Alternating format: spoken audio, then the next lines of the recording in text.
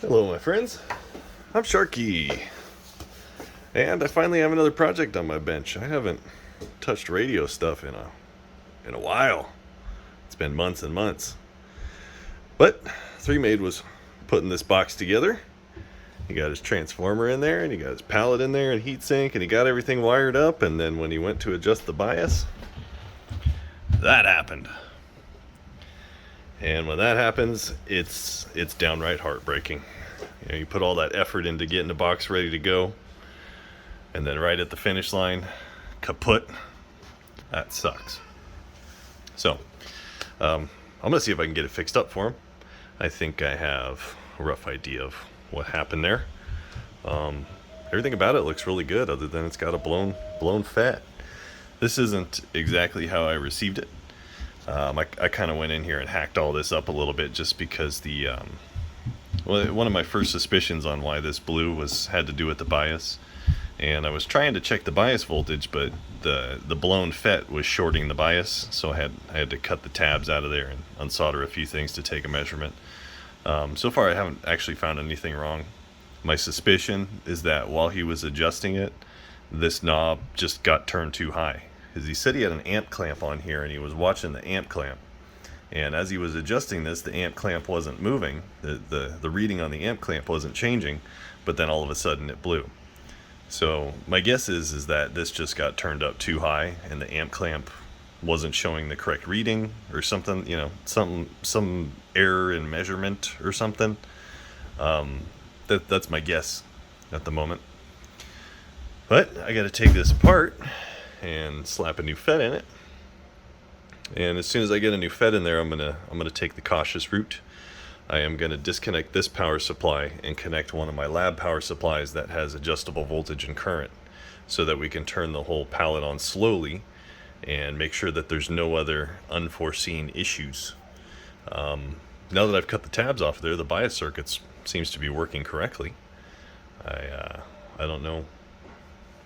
I don't know what else could be wrong, but maybe there's something I'm not seeing. You know, once I dig in, we'll find out a little bit more. I'm gonna take most of this apart off video, because I don't have a good way to hold the camera and record it all. As you probably know, my videos are all me holding the cell phone and talking to the camera. So I'm gonna take all this apart, put a new FET in it, and probably be back in a jiff. Well, I just got the input side PCB off, and whatever that is, it smells like alcohol. And there's quite a bit of it. I don't know if that had anything to do with why the FET blew, but you never know. Anyway, I'm gonna keep going. I just got the heat spreader pulled off of there, and he's certainly got plenty of heatsink compound. It's a very thin layer. That all looks great. That's probably not the issue, because that looks good, but there is a little bit more of the alcohol corrosion stuff going on under there. I'm guessing that's because maybe he just kind of like drenched it in alcohol. It's not something I do. I don't even clean the flux off my projects 99% of the time, and it's because I don't want to deal with the mess of the alcohol. I'm not saying that you shouldn't clean your flux off. I'm not saying any of that. I'm honestly saying I'm way too lazy to do it. But got that out of there, and not much left to do other than pull the FET off, put a new one in, and slap it back together. Well, I'm about ready to take the old LDMOS FET off of there. I pulled this out of the amplifier, wiped all the thermal goop off of it, cleaned up any of that alcohol and flux that might have been on there with some acetone. One of the main reasons for getting the flux off of there is so that the solder doesn't spread to anywhere we don't want it to go. So what I'm going to do is I'm going to heat it up, pull the FET off of there, and then I'm going to try and wipe off as much of the excess solder. And then I'll take the new FET, butter it with some solder on the bottom, set it on there, and do it all backwards. So here we go. I think my torch is ready to go.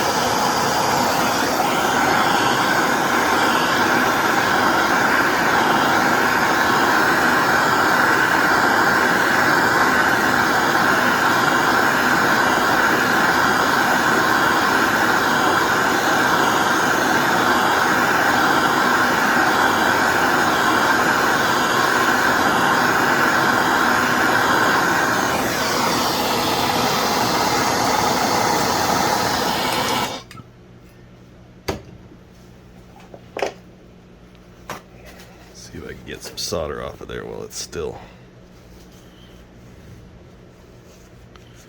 hot.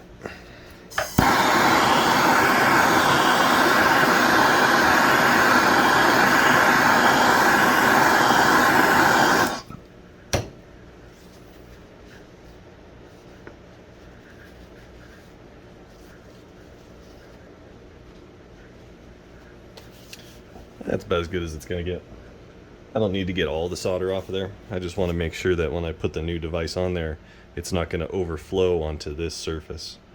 This surface, the PCBs mount to that. So I just want to make sure it's not going to, extend out past the surface of this here. Let me get the other FET prepared and we'll put it on there. I found this FET laying around, and I think it's used because it had a little bit of thermal compound on there, and the tabs are slightly bent down like I had it in a pallet at some point. Some of my pallets, they have a clamp so that you don't actually have to solder anything down. I think that's what happened with this one.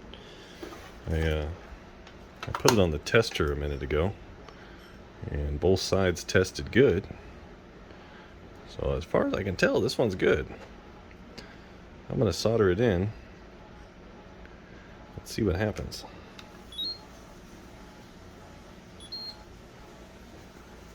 So it recognizes N-channel MOSFET, and the VGS is about 2.6, which seems to be pretty normal for these devices.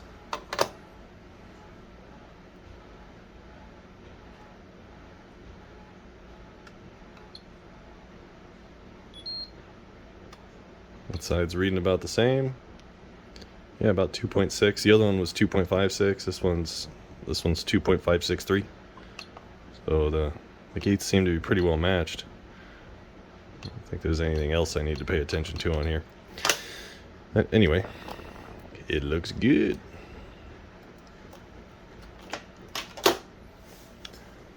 All I gotta do is put some solder on it and stick it down. This is a solder paste I've been using. It's a 6337. It's got a fairly low melting point, so you don't have to heat the device to death, literally and figuratively, just to get it stuck to the heat spreader. So some of the lead-free stuff has a higher melting point, and it always concerned me that the device was going to be dead as soon as you got the solder to melt.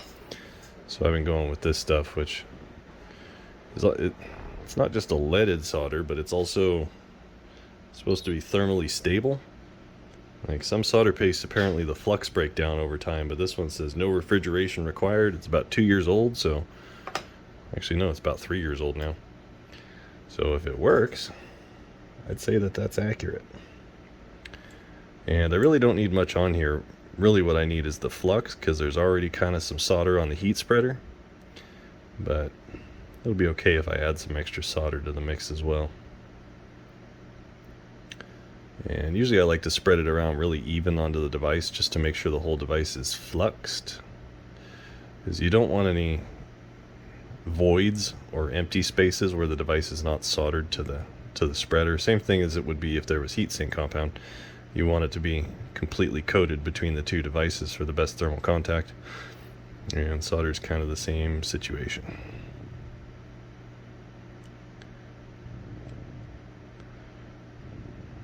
So I don't know if it's absolutely necessary to sit here and spread this as evenly as I'm doing, but I'm going to do it anyway.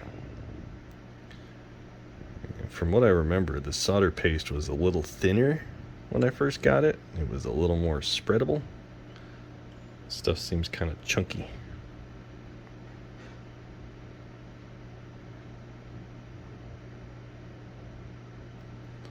Actually, I think there might be a little bit too much on there.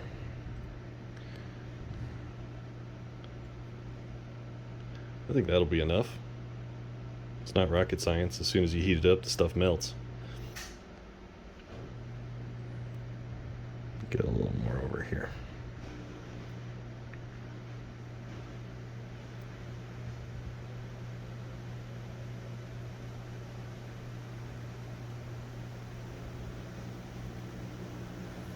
Alright, that looks about good. I'm happy with that. Tip number 1, always put it on facing the correct direction.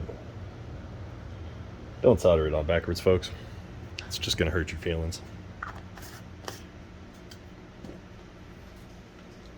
Acetone. I'm moving that away from the fire. Fire and acetone, you could either say they do get along or they don't get along. One thing's for sure, stuff catches on fire quick.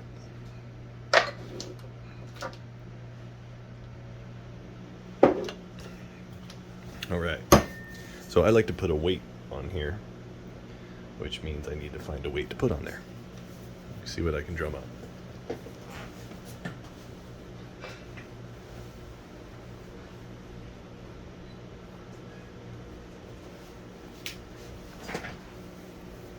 One of my old heat exchangers.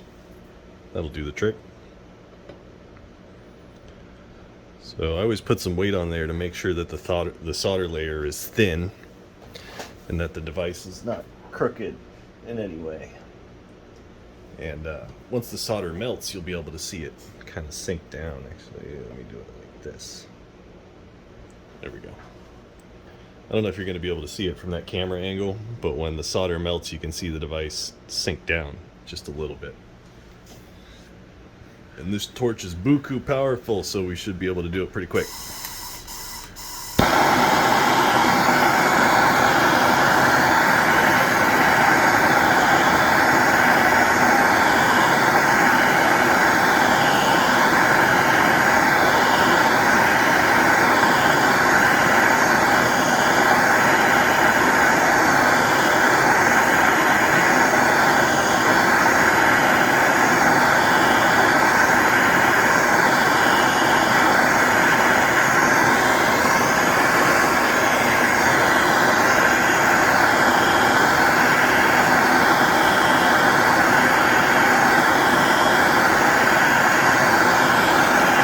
Solder's melted. I always hold the torch on it for a little bit longer.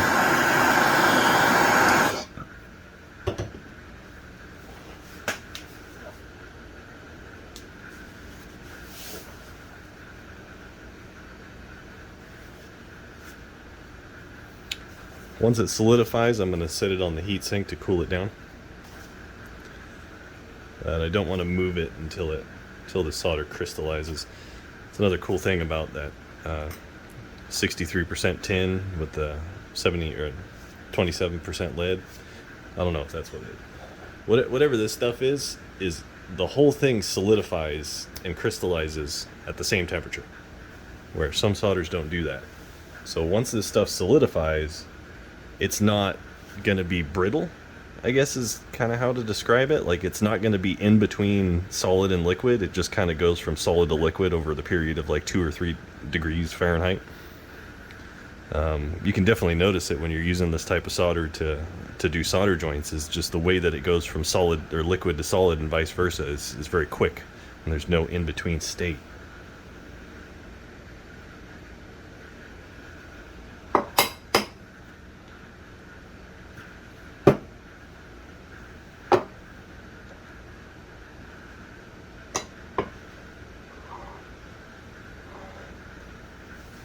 Okay.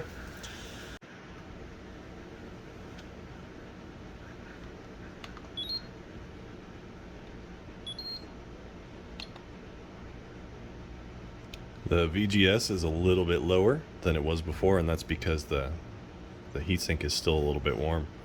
So that number varies with temperature. And with this device, or with this tester, that number is, it's what voltage does the gate to the source, what is that voltage in order to get 5 milliamps of current through the drain? So that's what this tester tests. And in this case it's 2.53, and it's continuously cooling off, so this number might be slightly higher.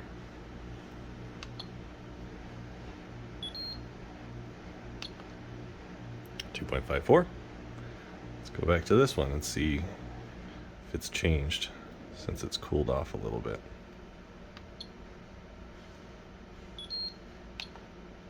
2.54. The purpose of the complicated bias circuit on my pallet is to compensate for that. If you want the device to be partially on, which is what the purpose of the bias circuit is, to keep the device partially on for better distortion, better amplification characteristics. If you want the device to be partially on, you have to have some voltage across the gate and the source in order to, bring it up to the bias point. Now, if you want a continuous amount of, or a constant current going through here when the bias is on, you're going to have to vary the voltage depending on what the temperature of the device is. That's why the bias circuit on these is complicated. For Class B, you don't really need that. Class B is a little bit different. For Class AB, you need some temperature compensation. Anywho, I'm going to put this in. Well, it's been a while since I had a few minutes to work on this project, but I got it back together now. So there's a few things I did off camera. I reassembled the heat spreader and the PCB and all that. I cleaned off the green stuff that was left over after the flux, after the alcohol kind of seeped under the board. I think what that green stuff was is what flux does is it takes the copper oxide layer off of the wire so that it's a clean copper surface for the solder to stick to. And the way that it takes the copper oxide off of there is it reacts with it chemically and turns it into something else, usually a salt of copper, like I don't know what it is for flux, but just as an example, copper sulfate is a blue compound. Copper chloride is green. Copper compounds are typically blue or green. So that's probably what it was. I got it all cleaned off on the bottom side of the board, and then after I had the board fully assembled, I hooked up a variable current, variable voltage, variable current power supply to the 65 volt line. And the reason I did that is because this one has no current limiting. So if I had missed a fault somewhere, using the variable current power supply allowed me to turn the whole pallet on slowly and make sure that nothing was drawing too much current, which it wasn't. It was all good. What else? I adjusted the bias for 1/2 amp. All that went just fine, no issues whatsoever. And now that it's back together, I've noticed that there is one possibly significant problem. The bias is not switched. So the bias is always on from the moment that you turn on the amplifier. So he's got a good handful of different switches for different settings. And just for example, he's got the 12 volt port here for presumably plugging in external devices. But he's got a few other things for convenience. This switch here turns on the 65 volt power supply independently. I don't think there's no switch for the 12 volt power supply. That one kicks on as soon as you flip the breaker.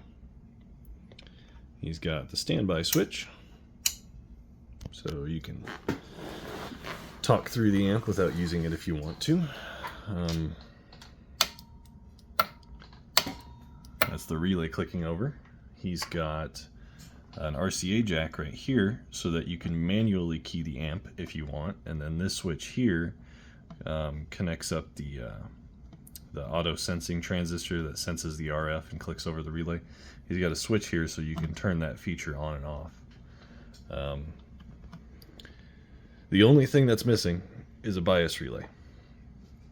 So ideally you don't want the bias running while you're not using the amplifier. And the reason for that is it's just sitting there generating heat, warming things up unnecessarily.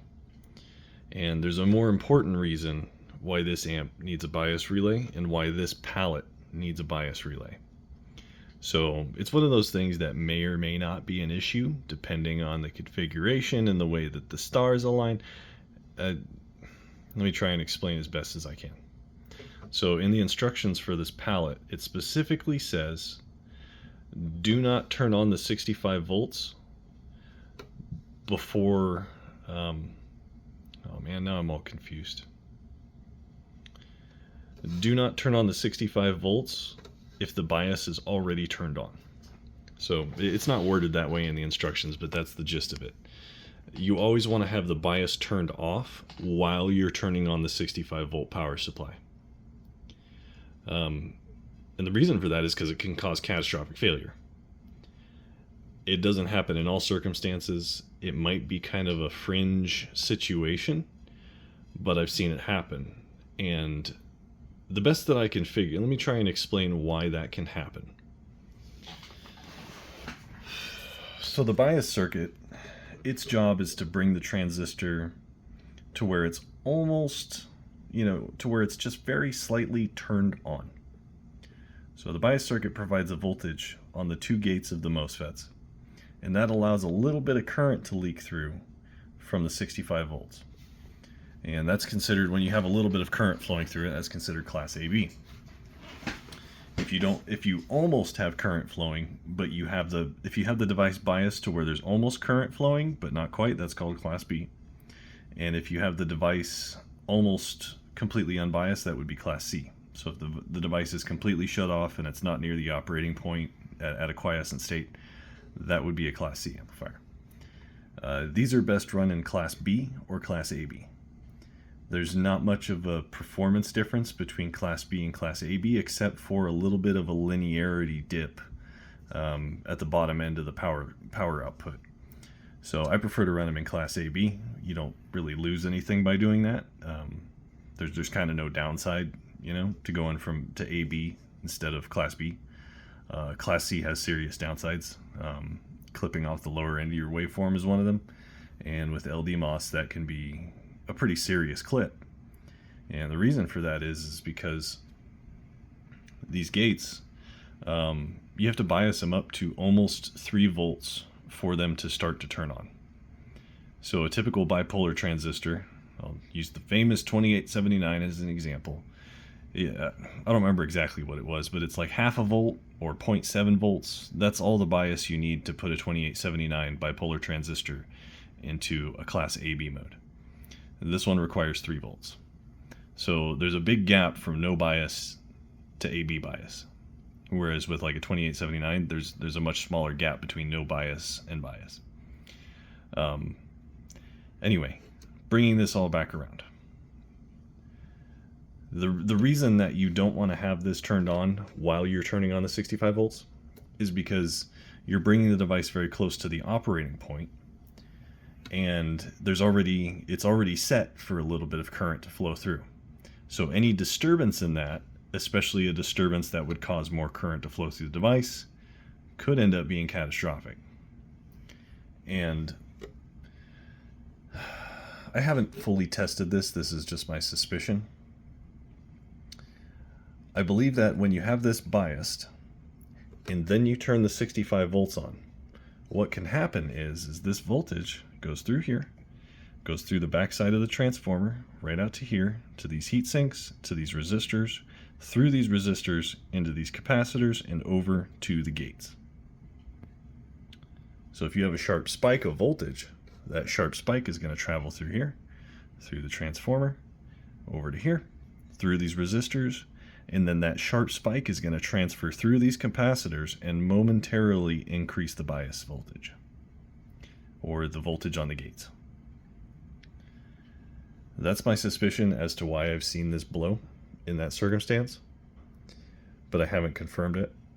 I also haven't seen it happen since. So it may have been a fluke of that particular design that I was messing with. It might have been some weird, inductive capacitive reaction in some way, where it increased the voltage of the spike, or it may have been the power supply overshot, or there's a bunch of explanations, but for sure the safest way to do it is to make sure that the bias is not turned on while your 65 volts powers up.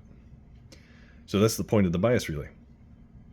I am going to install a relay that triggers when that triggers, so that if you're not on the key, the bias is not on. Also, when you power up the amplifier, the bias will be off because you will be off the key. That's pretty much that. Other than that, there's absolutely nothing wrong with this amplifier. It's gonna rock and roll here in a few minutes. Let me get a bias relay installed, and then once I do that, we'll plug it into the test station and see what it do. All right. Well, I've got it all together. got it all plugged in. I've got a little bias relay installed. I've got to hook up to a bird meter and a function generator and a preamplifier and a few other pieces of things, and I got it plugged in and I'm testing it. And all of a sudden I start experiencing an interesting phenomenon known as oscillation, which is kind of scary. Thankfully it hasn't blown anything up yet. It's actually kind of not a big deal. I mean, it's obviously makes the amplifier not work, so we have to fix it, but it's not blowing anything up, and I'm going to show you guys what it's doing because it's kind of interesting. Usually I have not seen this very many times. I have not seen an amplifier oscillate very many times. I think I know what it is, but let me show you what it's doing first. And in order to do that, I think I kind of got to describe what equipment I've got hooked up here.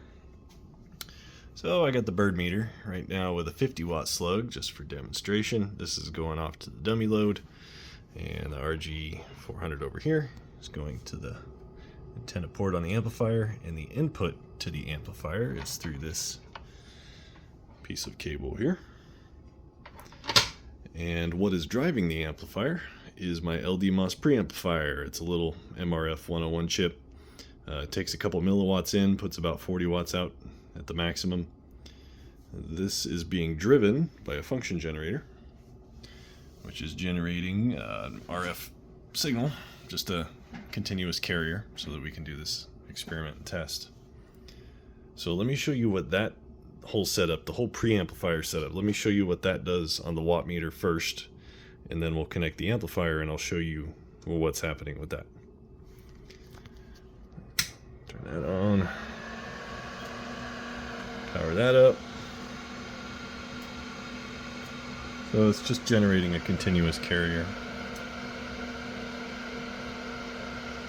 You can kind of see my sine wave here.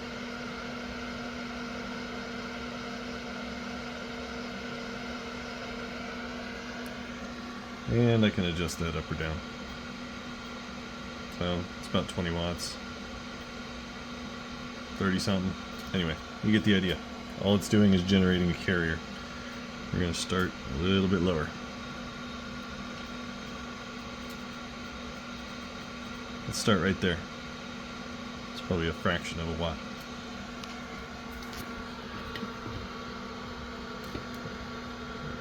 One-handed bird slug maneuver. It's always a pain. Alright, now we got a 1000 watt slug.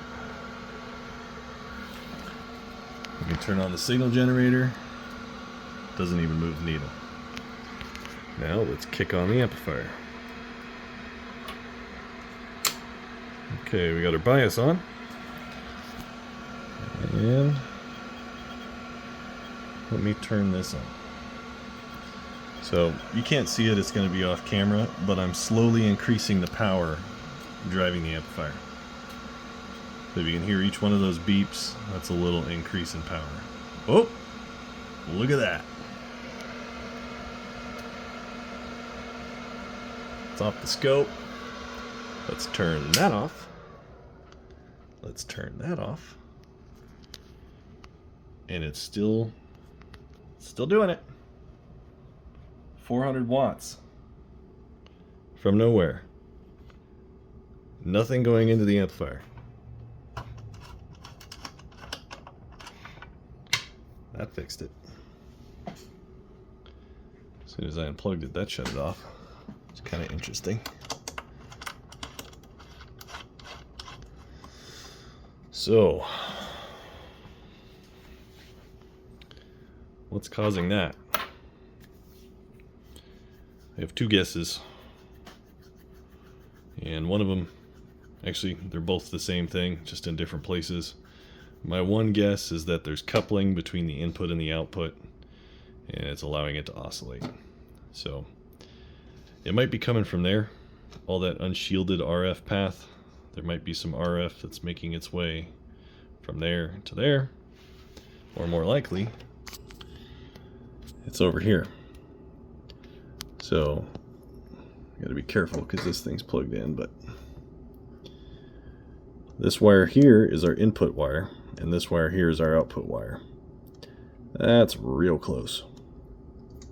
those two are probably coupling capacitively and causing the output signal to feed back into the input, which is generating the oscillation.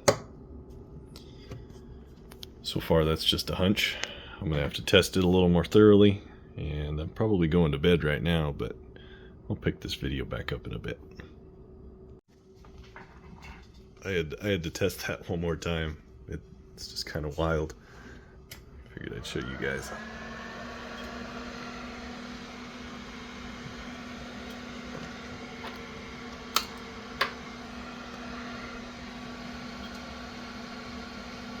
There it is. It's oscillating.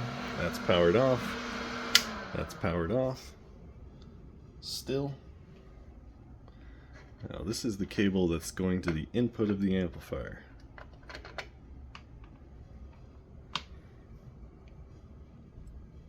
$400 watts.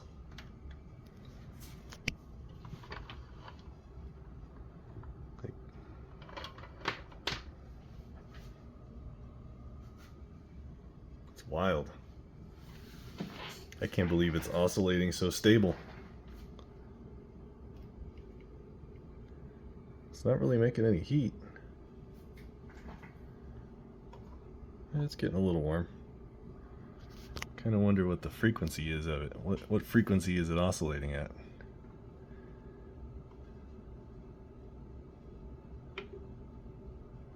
It's oscillating at 37.8 megahertz. Wow. Interesting. You think you've seen it all.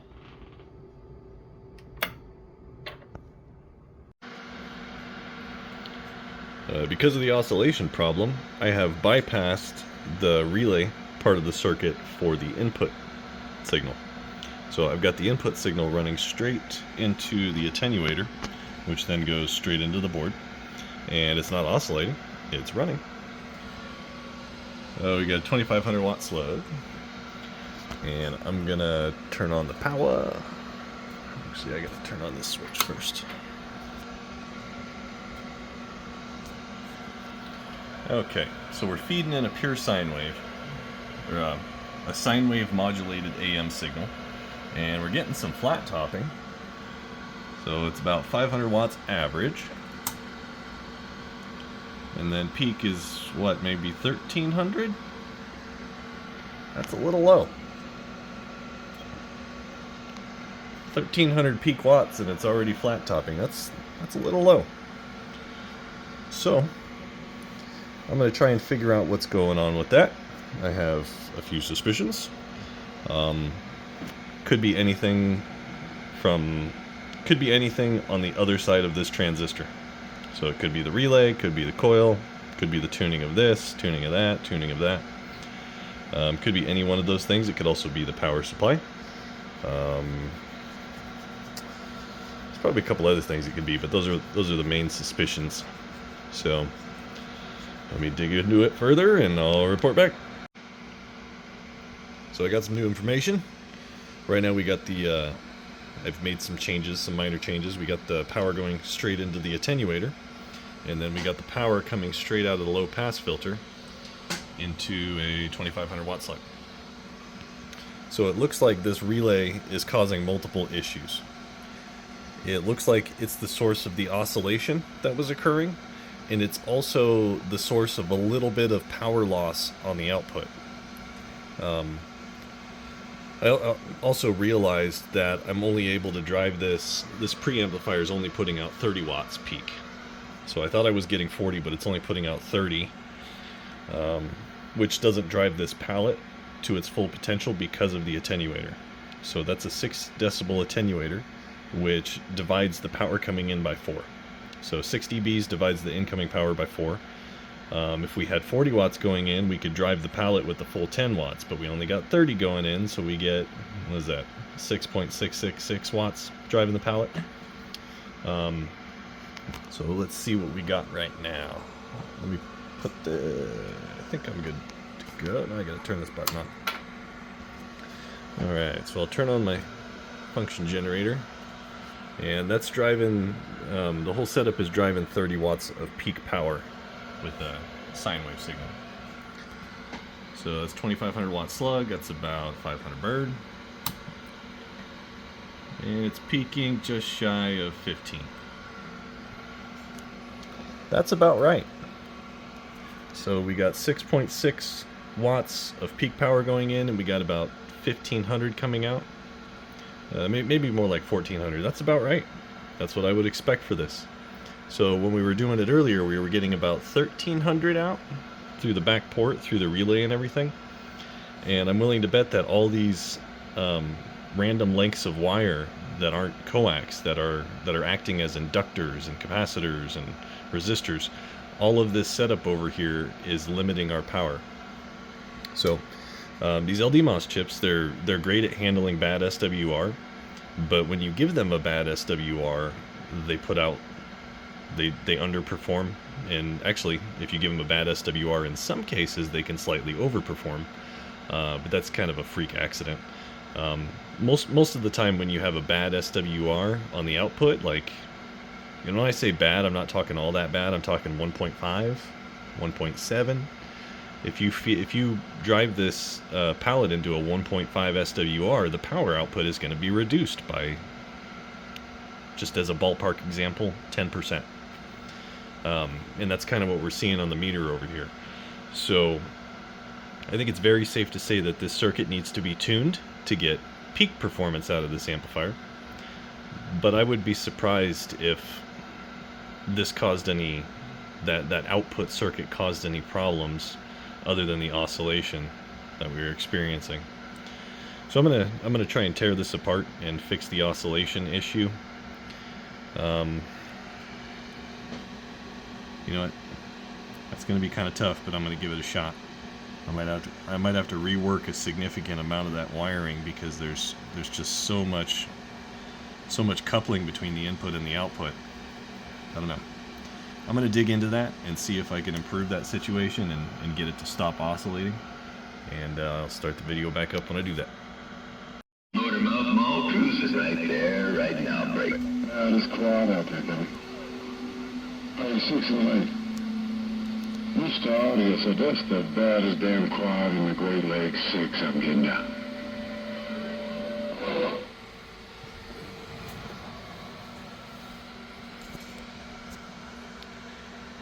Well, it's working. I think I got it fingered out. Basically, I had to rework all this relay section over here. I sat here and messed around with it for a bit, and made a mess of my bench, and tried a bunch of different things, and in the end I had to get rid of the little copper thing that was here, and I had to rewire the two pieces of coax to get it working correctly. There's one thing I want to point out here that I've done here, and I've done this a few times, and it's definitely worthwhile if you're not going to tune your relay. So what I mean by if you're not going to tune your relay, take a 2879 box for example. On those boxes, you pretty much always have an inductor coil and a capacitor to tune the whole output circuit. And in the process of tuning those two components, you are canceling out whatever impedance bump is in this relay here. So this box doesn't have that. And we're just going to have to live with the little bit of impedance bump that this relay provides. But we can minimize it by using a few little tricks. Mainly just keeping your wires as short as possible. And with these relays, there's a trick for doing that. So inside of the relay, there's 3 terminals, right? So you got one terminal that goes to a wire that loops around to a contact that flips back and forth. The way that this was wired originally is there was a wire coming from the SO239 over to that terminal, and then a wire from that terminal over to the contact. Hopefully you're following me. All of that stray inductance is no good for nothing. The shorter you can make that connection, the better. So what I did is I got rid of the piece of wire from the SO239 to the relay, and took the wire that was internally inside of the relay and ran it straight to the connections on the input and the output. And I've done that on quite a few boxes, and it makes a difference. If you're not tuning your output like that, if you're not compensating for it, it makes it a bajillion times better. Let's just say a bajillion times, because I don't remember exactly how much it makes it better. But anyway, the box is performing better now that the impedance bump of the relay has been fixed, and the feedback problem where the input was, or the output was getting into the input, now that that's been fixed, the box is working good. Let's fire it up over here. What do we got? Okay. 2500 watt slug. Let's start in bird. Alright. That's not what I wanted to do.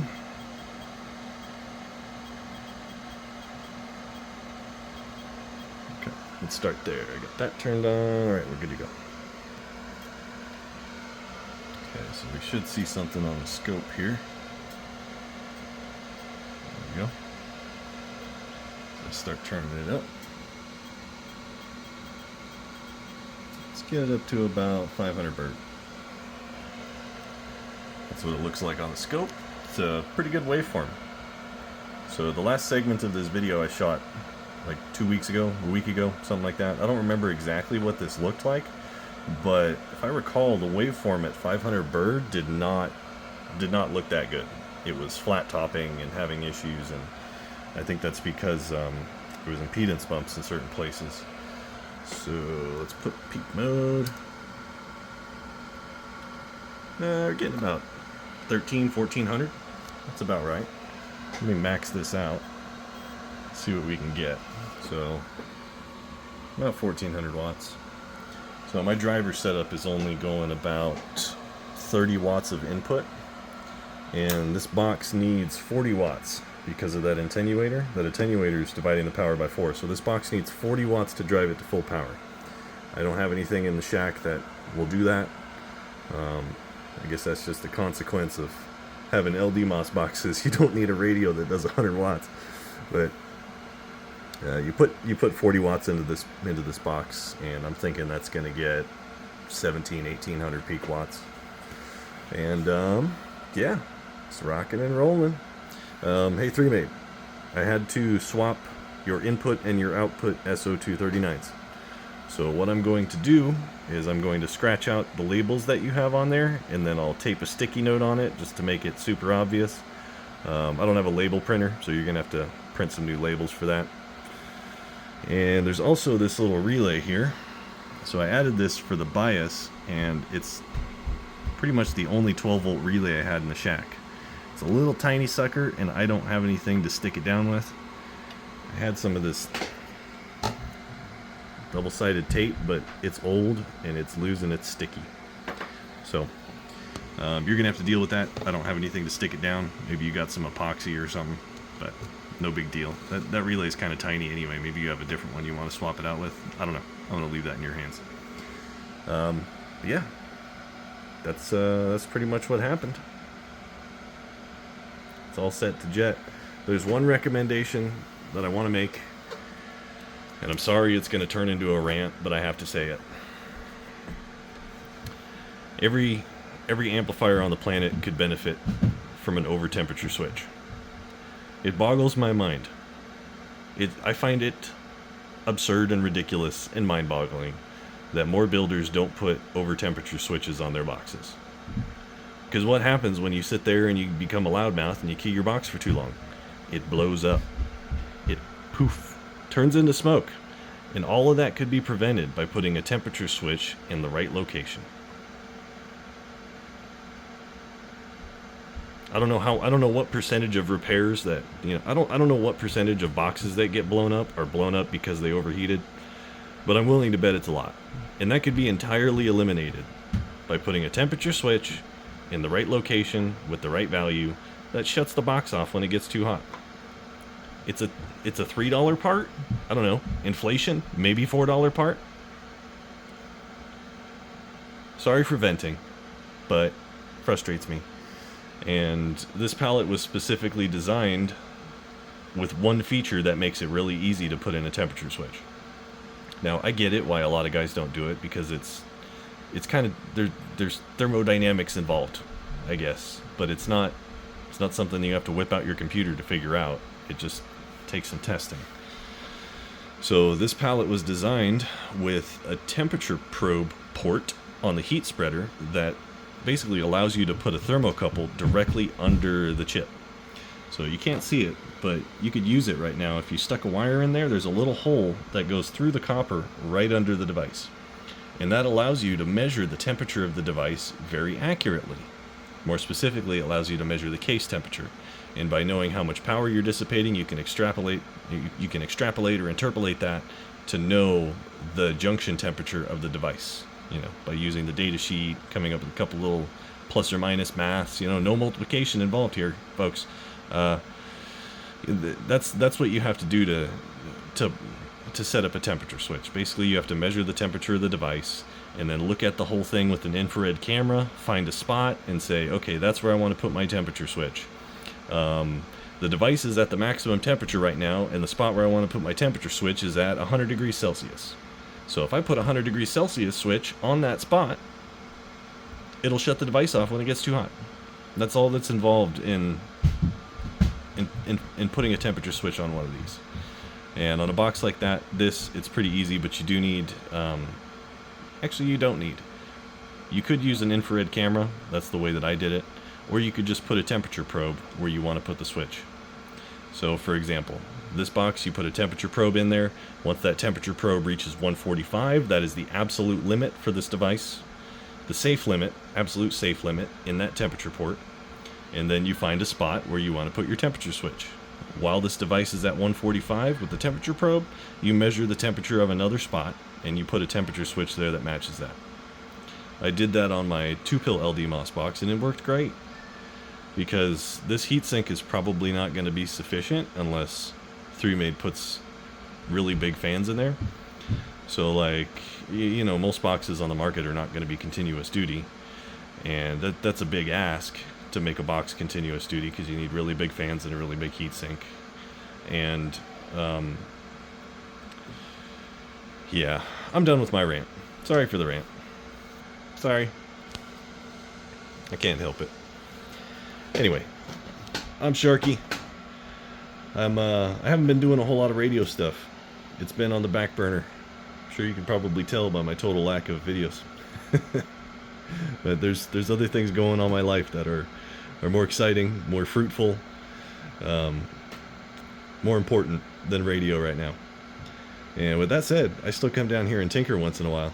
Just not enough to make a video. But I'll still be around, and every once in a while I'll come out here and build some stuff and show you guys what I'm up to. Thank you for watching. Hope you enjoyed it. Hope you found something cool in this video. I'm Sharky. Take care. P.S. I went to put the keying circuit back in this box and noticed it was doing some chattery nonsense. So I rebuilt it with something slightly experimental. It's basically the same thing, just uses a Darlington transistor and a resistor. For the auto key circuit, this right here also uses a much lower value capacitor. That's a 5 puff instead of a lot of boxes have much higher value. And the keying, or the auto keying circuit, can affect your input SWR, so the lower that value the better. This one I don't have a lower value, otherwise it would totally work with a lower value. It's really, the cool thing about this one is it's really sensitive. And let's see how much power in it takes to trigger the relay. Alright, so I'm going to turn this up over here slowly. This is my signal generator. So it's on right now, generating a very small signal.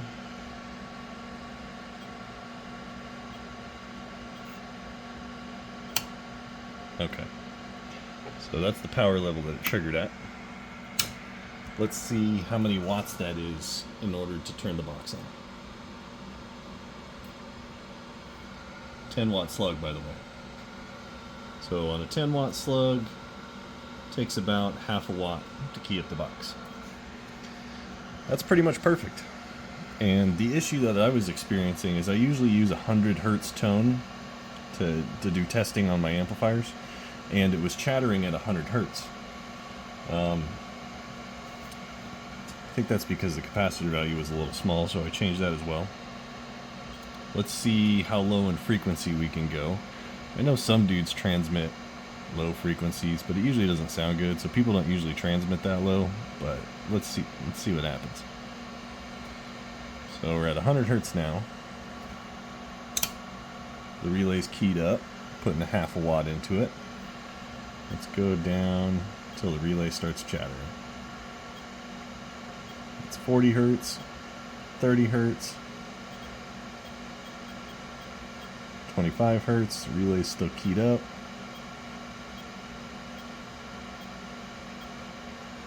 All the way down to 20 hertz, and our relay's still keyed up. 19, 18, 17, 16.